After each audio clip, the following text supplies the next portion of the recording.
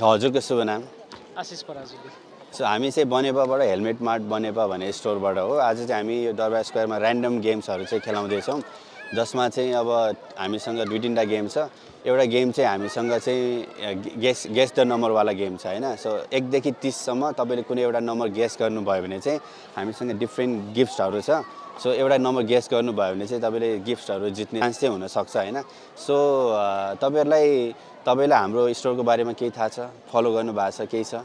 Actually देखा चाहिँ थिएँ एक्सचेन्ज बेला लाग्यो हजुर होइन, हजुर अनि त्यो एक्सचेन्ज गर्ने सोच्दा सोच्दै त्यो सक्यो कि हजुर हजुर हाम्रो वैशाख 15 गतेबाट फेरि एक्सचेन्ज क्याम्प आउँदैछ। सो म तपाईँलाई गेमतिर लागिहालौँ हामी हैन। सो 1 देखि 30 सम्म कुनै एउटा नम्बर छान्नु पर्यो भने कुन चाहिँ नम्बर छान्नुहुन्छ? 12। सो 12 मा के छ हेर्नुहोस् त।